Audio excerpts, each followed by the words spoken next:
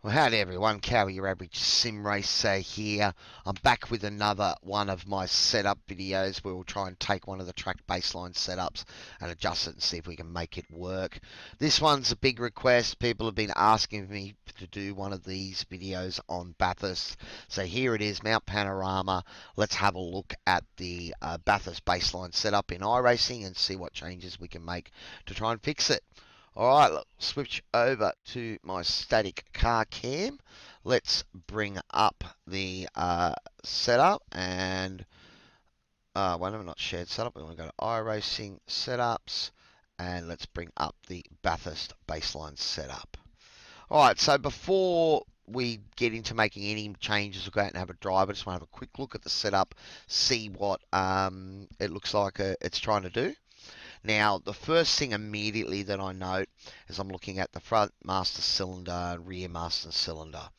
Now, for those of you that don't understand the way this works in the supercar, basically think of it as the disc size. Now, the bigger the cylinder, the more surface area it's got. So when you brake, it's not going to, the brakes aren't going to have quite the same force that they would have on a smaller disc. Right? But what that also means is you can apply a bit more force, a bit more, so say if you put 23 or 25, we can go up to 25.4 in the front. So if you put the big one in the front, it means you could probably run a lot of front bias without locking. The smaller you go on your cylinders, though, the more brake force it will give you in the car, but the more chance that you will lock up the brakes. So immediately looking at this one here, 19.1 in the rear is a bit smaller.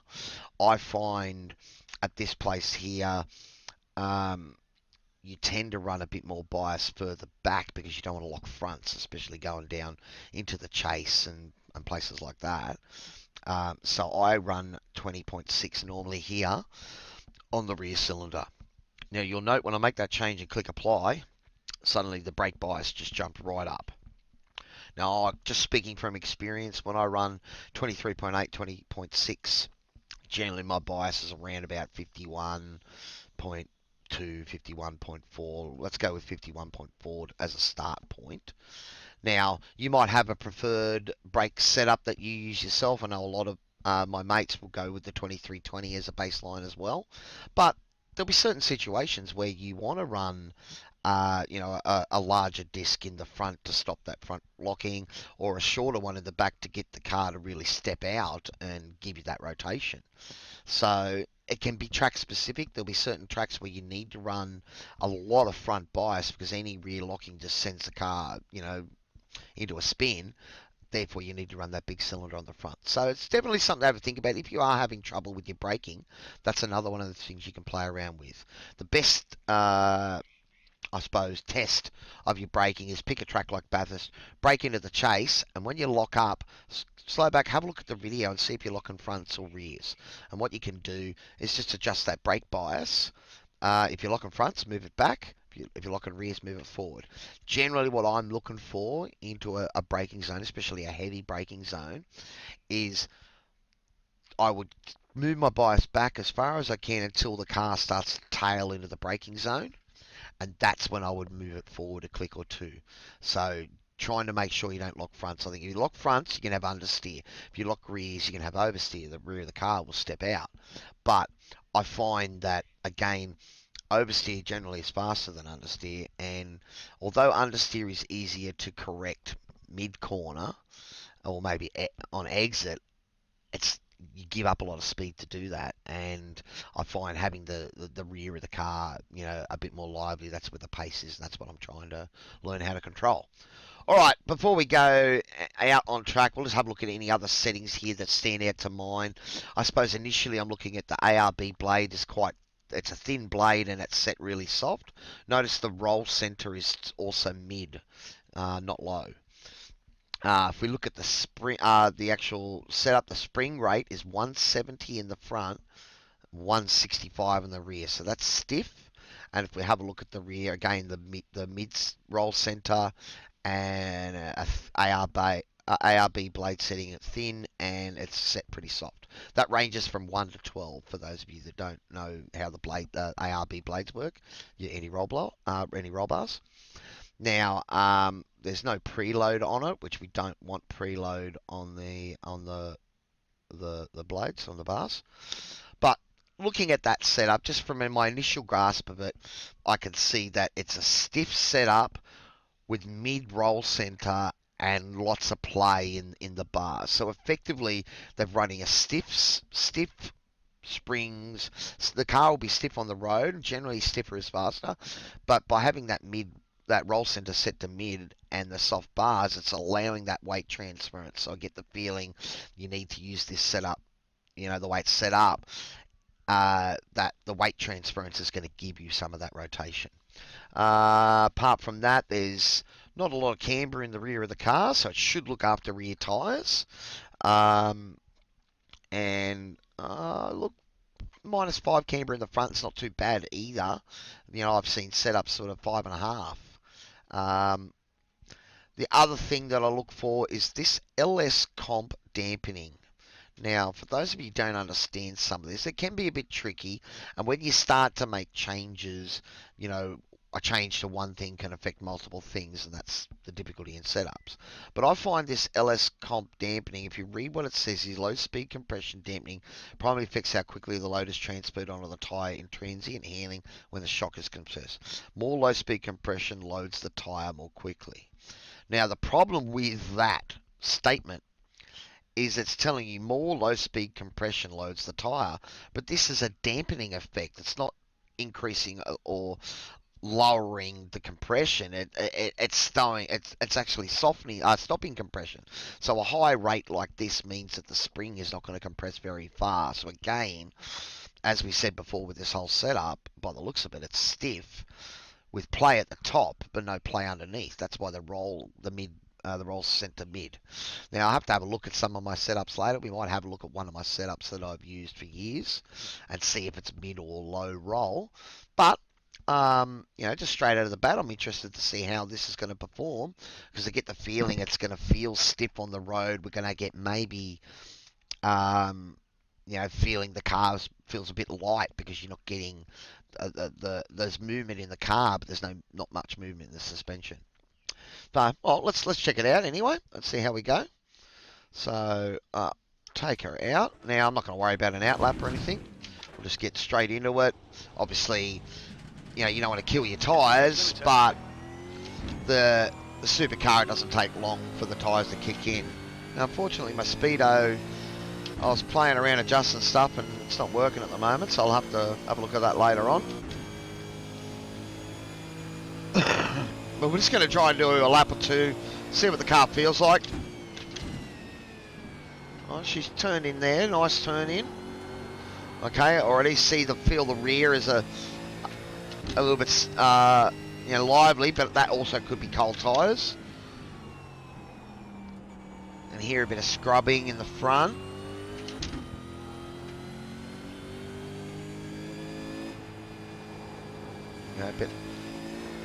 Now, I felt light there and I didn't get the same sort of transfer that I'm used to. But I mean, it doesn't feel horrible immediately. It's turning in, but again, you can hear the sound of the tyres scrubbing there in the front. That's telling me that I think the front's probably a little bit too stiff at the moment, because the car, although it wants to roll and that roll center is set to mid and the bars are soft, I don't think the suspension is actually allowing it to do it. Because again, every time I'm going to turn in, I can hear the scraping sound. Doesn't feel like the car is quite giving me that, I suppose, pitch as it goes into the corner, and that's that stiff suspension. Right, we'll see what the braking is like into the chase. We're looking to brake at about 160. Now you see from my experience, I've got that, just straight out of the bat, 51.3, so it looks like it's adjusted by 1. But I know my braking here, so, I've worked that out. So I'm braking about 110. Alright, okay, it seems alright there, no problems on a brake, it turns in fine. Again, you can feel that the setup is stiff, so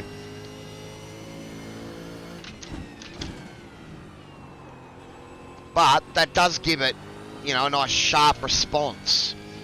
Alright, so that initial response when you turn the car in is quite responsive.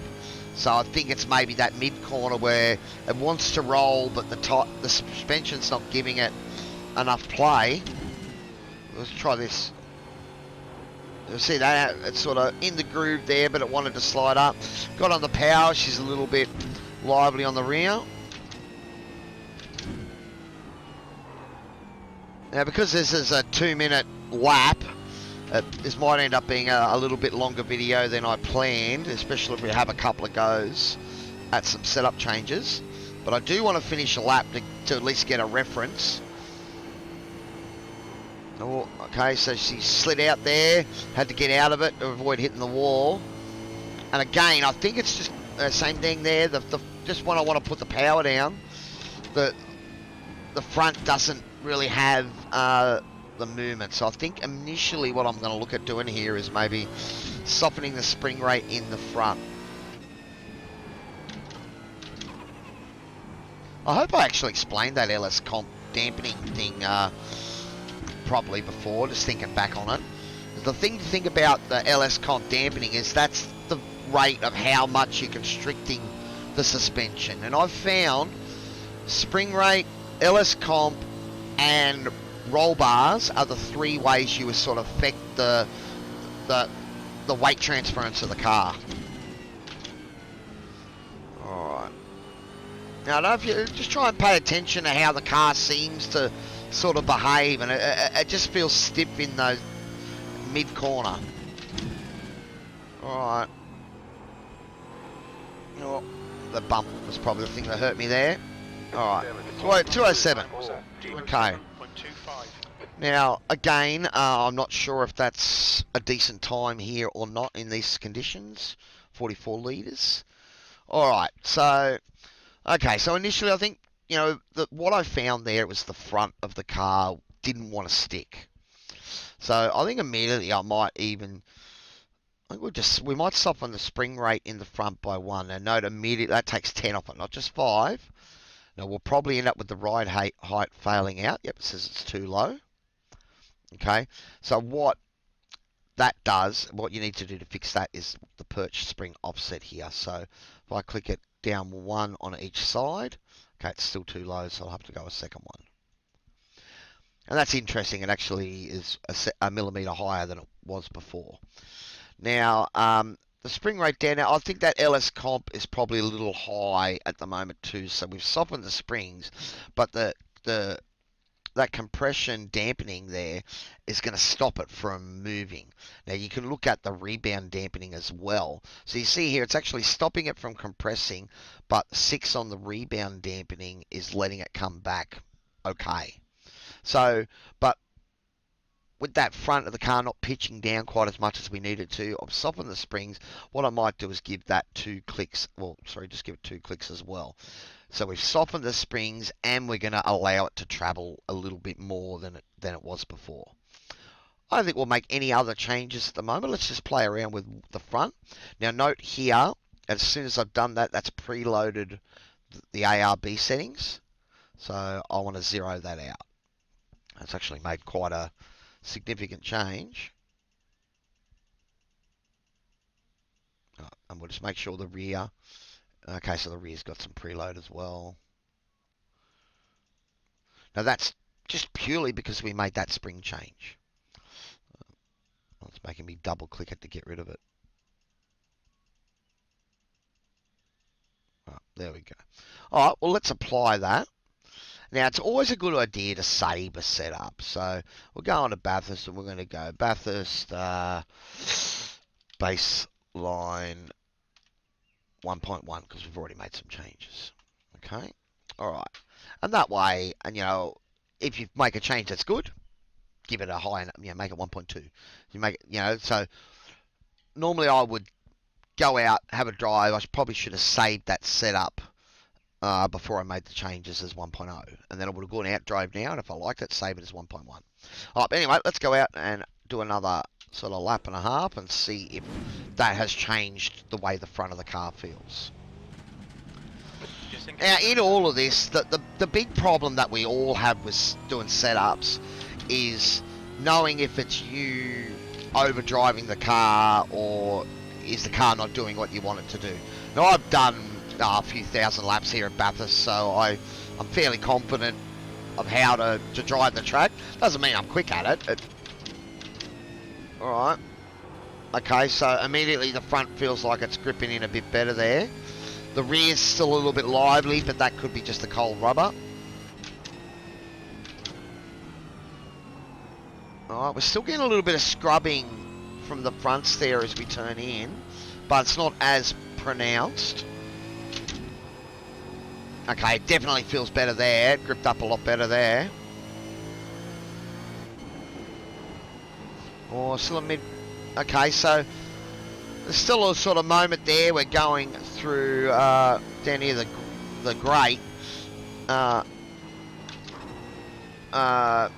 the car's sort of skipping. You can still hear it skipping every now and again, but I think the front feels a lot better.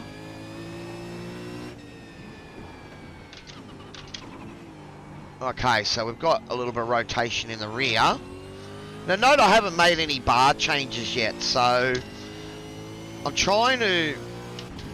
I mean, one of the things about doing setups is that if you change too much, then you don't know what's, you know, what's giving you the effect, what's made the difference, be it good or bad. So really, you want to try and do minimal changes. Change one thing here or a couple of related things, so the spring rate and the low-speed compression, and then see, you know, how that affects the car. And then, you know, if you just make a heap of changes, then how are you going to reverse engineer that to see what works, what didn't? Alright. Yep, so the car definitely more responsive in the front. That might hurt my lap time, the comparison. But again, we're not just looking at lap time, we're looking at how the car performs. And one thing we will have a quick look at too is that even though we only did, what, 2 laps, or an out lap and a hot lap on those tyres, for effectively 2 laps it was what 0.5% in the front, and probably 1% everywhere else. So this setup doesn't look like it's going to chew tyres a lot. If you find a setup that'll chew tyres, it'll probably do 2 or 3% a lap. At the moment, we should be probably a 10th up or so, but okay, that much better through there, much better. Right, so already the front feels like it's a lot more compliant, and that's just giving a little bit of bit more travel. Okay, she slipped a little bit there.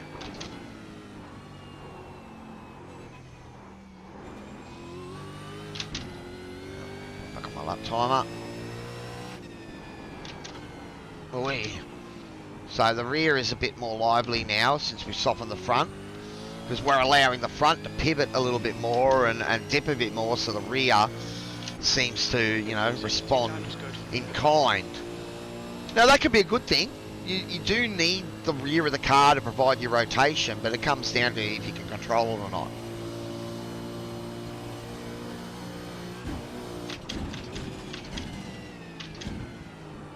Okay, she's see a little bit of slip angle there as the rear slide in. So the rear's probably still a little bit stiff because it's sliding a bit.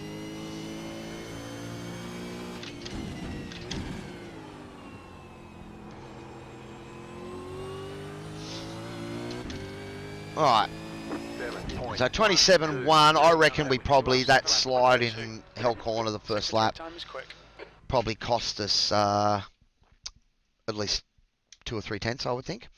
Alright, so now what do we find from that? It probably look like the rear of the car is probably either a little stiff or a little bit slidey.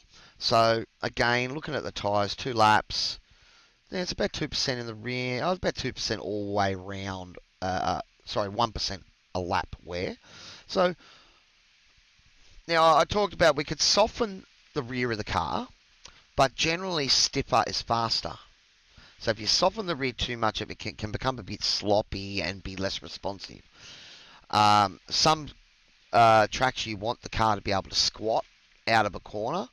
Bathurst is not really one of them sort of, you don't really have any, you've got a couple of big heavy braking areas, but they're not big heavy braking areas where the rear needs to squat to give you grip to get out. So I think a step of rear is workable. But what we might try and do is let's add a little bit of camber. So I'm going to take it up to negative 3.4. And that might give the rear a little bit more grip. We could affect toe in, but what toe in is the wheels pointed like that, whereas camber's the wheels that way, right? If you understand, so we're looking at the car straight. Camber puts the wheels out like that. Toe in points them forward or back. Right, so you can actually see here, plus 1 millimeter means actually probably out a tiny little bit the rear tyres, in a V, even though it's not much of a V with only being a millimeter. All right, let's go out and have a quick go on that. Now, I do hope that this video will help you guys out there. Being Bathurst, that's going to make this a long video. But, again, what I'm trying to do is not necessarily show you how to do setups, because that would take a really long video and I still don't have the idea behind it. But it's trying to feel what the car is doing and make a couple little changes and see if that can affect it. Alright.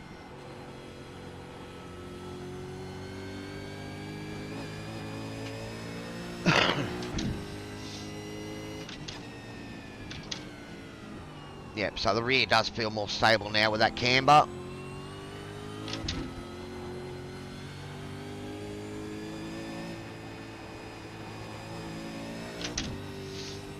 Definitely able to probably be a bit more aggressive on the throttle, I think. Yeah, look at that, nice.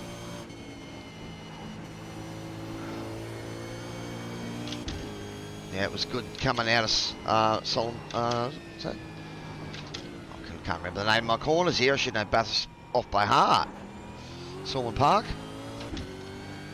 McPhillamy was the word I was looking for.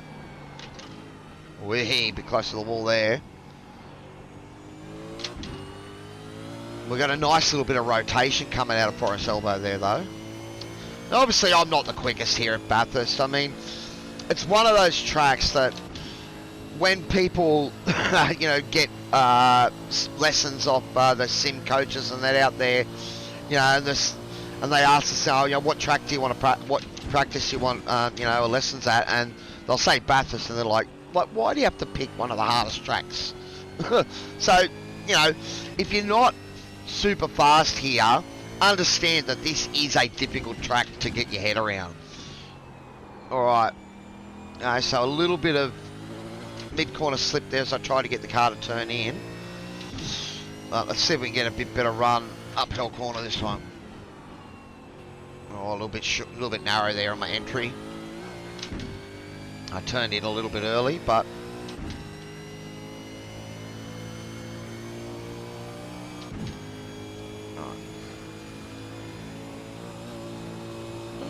so far, I mean, the setup's starting to feel a lot better. Let's send it in here, yeah. So she grips up all right there. A little bit of mid-corner slip as we got on the power. So now I'm sort of starting to try and drive the setup a little bit more aggressive. There, she turned in nicely there. Watch out for that bump because I was a bit narrow. Yeah, turning good there.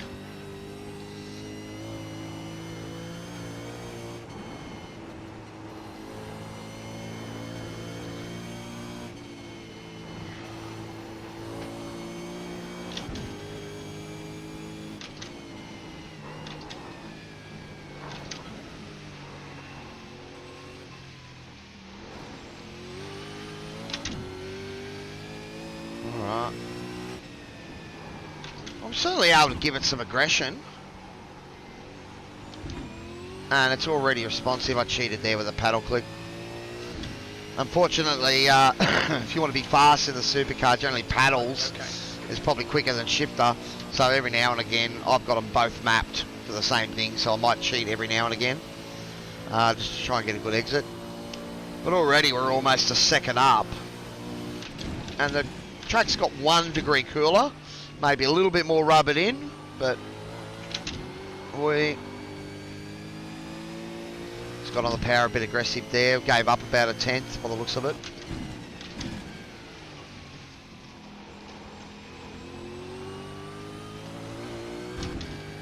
And we gave up a little bit more there, but still a 206, so definite improvement. Now, having a think about that lap there, what did I have? I think just the rear got lively a couple of times on me. And still maybe a little bit of that mid-corner slip in the front. So I think for a final change for this video, what we're going to do is, I think I'm going to take another couple of clicks out of the LS comp in the front. Just try to let I don't want to affect the spring. I don't want to change the spring rate anymore. I think the car's performing a lot better, but I'd like to give it just a little bit more play, give it a bit more movement, right? We said the rear is a bit lively. Let's have a look at the tyre wear. Again, that didn't really affect the tyre wear, so we added camber, but it hasn't really affected the tyre wear. Now, I know it's a bit hard to judge it just purely off 2 laps, but, I mean, if I was really chewing the tyres, I'd expect to see 2 or 3% a lap get taken out of it. So I think that camber change was nice. We could maybe go a little bit more to make it a bit more stable in the rear, but I don't know. Now, the last thing I want to have an address at is we look at the setup and we don't have a lot of play in the bars. They're set to 3 and 4. Generally, as a race goes on, you won't be stiffening bars, you'll be softening them. Well, the way your anti-roll bars work is if you want to get the car to turn in more, generally that means you need to either give it a bit more roll in the front or make it step out in the rear. Now, it's all about contact patch of the tyre. So, you know, more grip means more tyre on the road. So if if the car's lifting in the corner, like you're turning a right corner and the right front's lifting, then you're not even using the grip of that tyre. So that's what this is all about. It's about allowing the body to roll where that outside tyre that's going to get loaded the most gets the most surface area, but not enough roll that the right-hand tyre lifts in the air and doesn't make any contact at all. Right, so that's the game you're chasing. So what I want to try and do is maybe stiffen up the bars by a couple of clicks in the front and the rear, and see if we still get the same response out of the car. Now, we've made that LS comp change in the front. I think that might actually compensate for the stiffing of the front bar. I find generally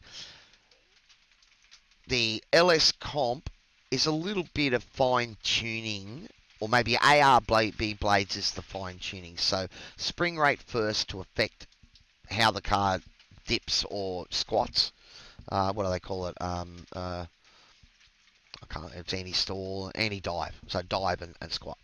Yep. LS comp will limit that to a little bit. If you needed to rebound quick, then you would have a low rebound on the LS rebound dampening. Because again, remember, this is dampening. This is affecting the compression, affecting the rebound. So, although, you would think maybe a higher number is better, it's actually the lower number allows more travel in the springs. All right, so I've made those couple of clicks, so I think the front will be fine. Now, as far as the rear goes, maybe the rebound, because the car's stiff, but then there's not a lot of rebound, so it's not letting the car come back up. So that's actually possibly helping keeping the car a bit lower so it doesn't sort of stop up on you. So maybe we don't want to play with that. But again, I mean, these are the things that it's hard to understand, but try to think of it logically. If it's a dampening effect, then the lower the number, the less dampening, so therefore the more travel you give it. I'm not sure what to do here about the rear, because I've stiffened the rear up. Tell you what, we might just give it one more click of camber. Let's try that. So what we've done is we've increased the ARB blade settings by 2 in the front and the rear. So we've kept the car the same in that respect, which is stiffening up the front and the rear. We've taken a couple of LS comp out of the front, a couple more just to try and get that, let it travel a little bit more to stay sort of dipped in for the turn in. And we've added 1 point of camber to the rear. All right. Actually, what we'll do is let's go 2 points, because I don't know if we'll feel the difference of 1. All right. Actually, it's too late now. I was going to save it, but so I forgot to save it as 1.2. So let's save this as 1.3, so I know there's a missing setting if I want to keep going with this setup. All right. This will be the last drive. So again, as I said, I hope that these, the idea what I'm talking about here has helped. Hopefully it's not too long-winded, but I think this video is already probably up to 20 minutes or more. But we'll go out and see if that's made final change. I mean, we've taken about a second out of our time since we started this process. Okay, so immediately there it felt like the car a bit stiffer in the front. The stiffer bars stopped it from sort of turning in. But again, it could be just cold rubber at the moment, so I'm not going to make too much of an assumption.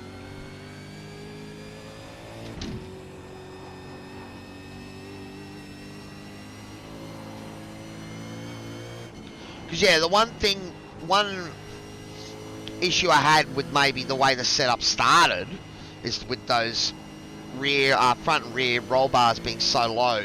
Because what you'll find is during a race, as fuel comes out of the car, you move your brake bias forward to deal with the fuel coming out so you don't lock rears. But as the tyres wear, you'll find you need to give the car a little bit more, point or roll in the corner to keep that, more of that surface contact of the tyre on the road. And that may mean that you soften your front roll bar to get it to dip a little bit more, or you stiffen the rear to get it to step out. Problem with stiffening the rear is obviously if you're getting rear tyre wear, at the end of a stint, when you've got rear tyre wear, you can't get the car to pull out of a corner and you give up a lot of time. Okay, so the car feels a bit stiffer just with that bar change. So again, look, when you're doing setups, maybe the first thing to play around with is your bar settings. But as I said, this setup, it was already low bar settings to begin with, and we went out and it felt stiff and slidey. So just a little softening has sort of helped there. That was a bit of a poor hit in the rev limiter there, but we've got a bit better exit this time out of Hell Corner.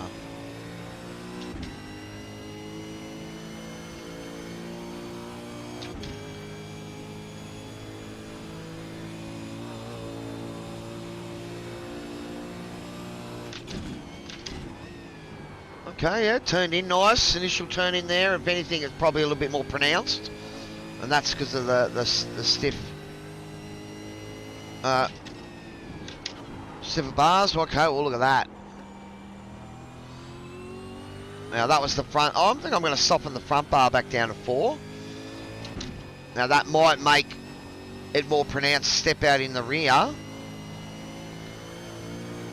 But you can see, I think, almost like when we stiffen those the bar up in the front by 2, it almost seemed to reverse a few of the changes that we'd made and a few of the adjustments. So that, tells you how much those ARB blades, even on thin blades instead of thick blades, are still having a dramatic effect of the car. And as I said, they're the changes that you can make during the race to really take advantage of that. Now, we got a bit better exit out of Conroe. We've got a green bar coming up, but it was really sector 2 and 3 where we gave up the time by the looks of it. So that was over the top. So again, interesting that a stiffer setup, stiffer bars, has really mean that the car's not quite as agile over the mountain, but immediately we got a better run out of the chase and looked like that we've made it all up just by having the car a bit more pointy coming out of the chase. Wow, so that's interesting. So maybe that last lap there shows you the dilemma of a place like Bathurst. So you can give up time over the top, when the car's not quite as agile, but if you've got a point fast, tight car, it finds pace down the straight. Now, with all of the setup stuff here that I did, we did not once play with wing. That's another thing that you might look to play around with as you move on, taking wing out of the car. I know Bathurst is a track that, if you can deal with a car that's a bit flighty in the rear and you can run a bit lower wing and be okay over the top, you might give up 2/10 over the top, but you make 4 down Conrod and coming up Mountain Straight. So, Bathurst starts to become a compromise the deeper you go into setups. But I thought we'd just give you a quick look at that. How much was the tyre wear? Again, looking at the tyre wear after the 2 laps, and it's about where we've been again. So maybe not quite a harsh setting out there. I mean, it's only been 21, 22 degrees on track. So not really a lot of tyre wear, but the little changes that we made still haven't affected the overall, wear of the tyres. So yeah, look, there's a quick look at how I would try to adjust the setup to make it work for me. Now, I know that this is not a definitive setup guide. I do want to do up a video where we talk a little bit more about these things in detail and the effects and what they do. But if I was to summarize it, go out and drive a setup that you're familiar with, that you like. Maybe look at the baseline for the track, if it's got one, and that'll give you an idea of what, drop gear ratio to set, maybe what the wing default would be for that track as well. And then just have a quick look at the settings, see what it's done. We quickly identified this was a stiff setup with a high roll center. Now, what we might do is let's have a quick look at one of my Bathurst setups that I race in. So you can see here I've got a couple of experimental 17 wing setups. Well, let's have a look at, say, where's...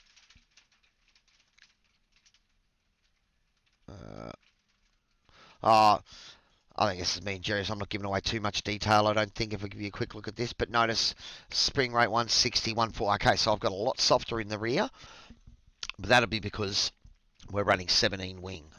So I'm trying to give the car, a bit more give in the rear, not be quite as stiff because I'm running a low wing. But again, looks like I'm running a low roll center at the front and mid at the rear. And I mean, again, the rest of the setup is fairly comparable. 51.5 is my bias. So yeah. So, I mean, just a short sort of 20-30 minute video, and we were able to improve that baseline setup by about a second. But what will come down to is you understanding what the car's doing for yourself. Now, did it look like I overdrive any of those corners? Maybe a couple of times you saw the car step out. That was probably more due to my inputs than the setup itself. So I gave it a bit too much throttle, stepped out a bit more than I thought it would. And that's where that fine line is between overdriving the car and the car not performing to what you need it to do. So you've got to try and understand that yourself and be self-critical, because that's where it's going to help you in the long run.